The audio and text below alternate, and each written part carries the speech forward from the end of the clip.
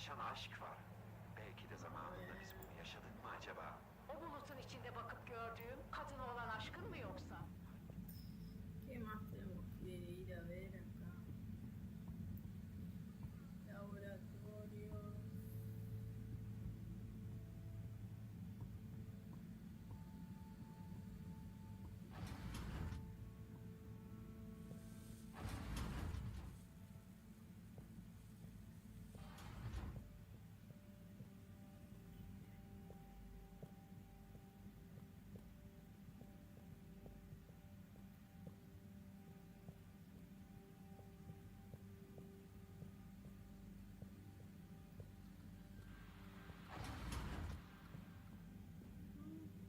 Ya casi 8.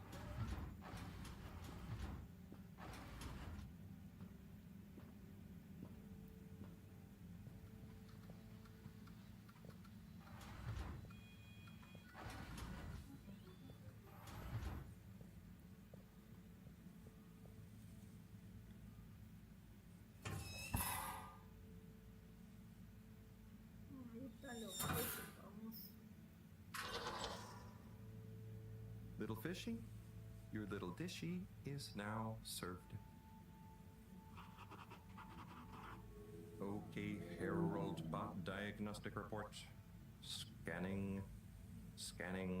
All tests completed satisfactorily. Enjoyment evaluation minimal. Energy levels depleted. Recharging required. Next destination, Agora Arcades. Ve a la galería ahora.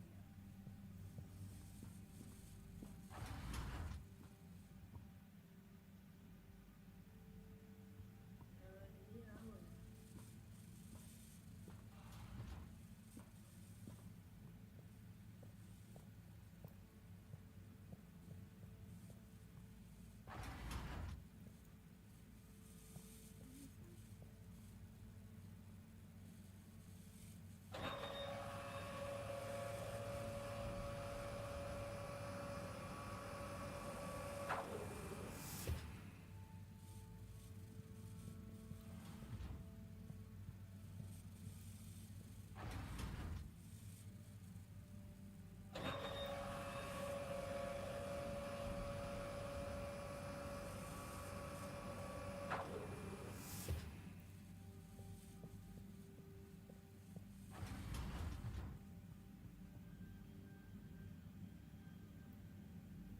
Estoy transmitiendo ahora.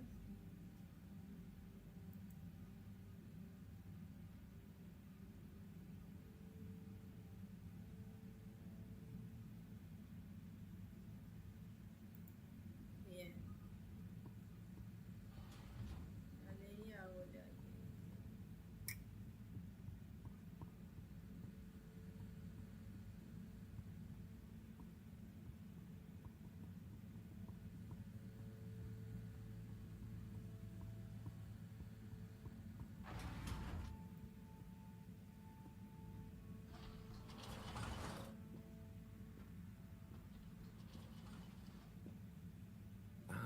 Why isn't this working? So typical. I suppose the ticket reactivation is still going to take a while.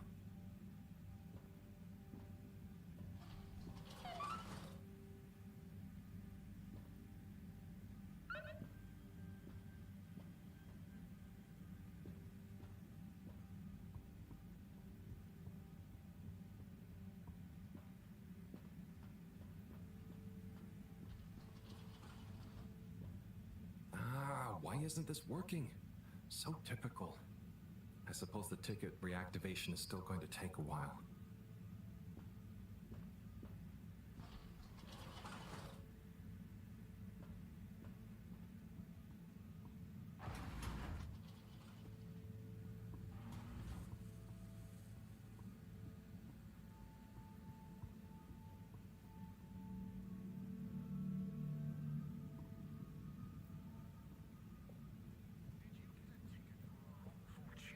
Hello again.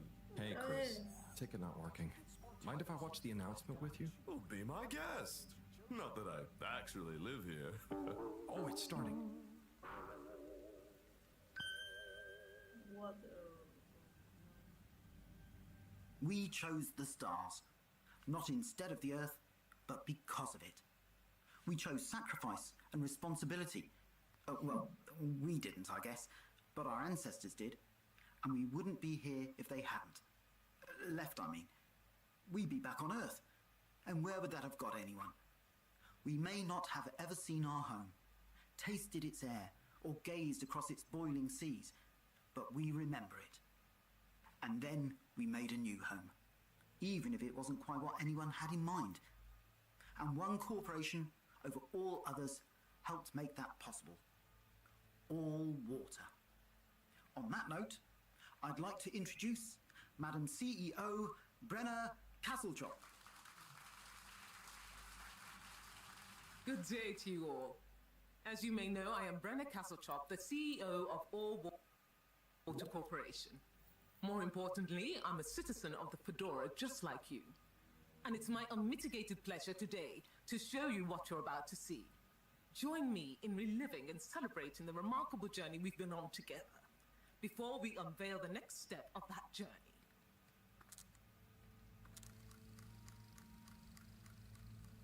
It may have started with one man, but it took the hearts and minds of many more to make the dream a reality.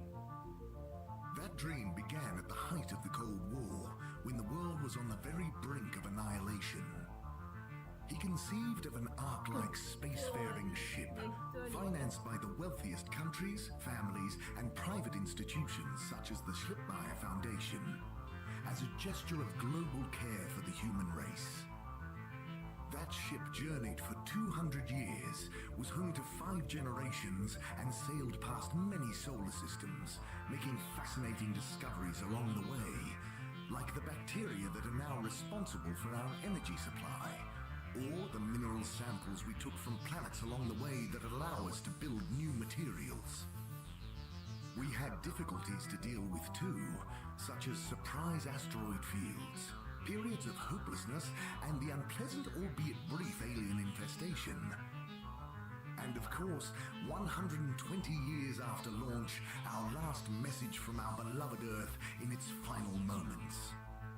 After 200 years, we finally arrived at our destination, only to find that the promising, watery planet contained no habitable landmass and dense, toxic gases in the atmosphere.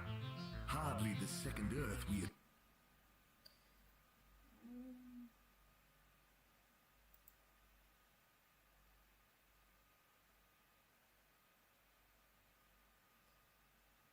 Bien. Okay. Hoped for. It wasn't long into our new search that the solar winds came. Maybe our ancestors couldn't have possibly known, or maybe they could, that they would cause our ship to crash, just like Icarus, but with worse luck. Either way, we can be thankful for a soft landing and good waterproofing. Wasn't that a wild ride, huh? We've achieved so much aboard the Fedora, but we've never stopped thinking big. We had the idea to make sure we weren't missing out on anything going on outside. We're in a whole new galaxy, so we should be listening to see what the local news is. So we hatched a new plan. A state-of-the-art, deep space radio buoy capable of keeping itself afloat and slowly circumnavigating our watery new home.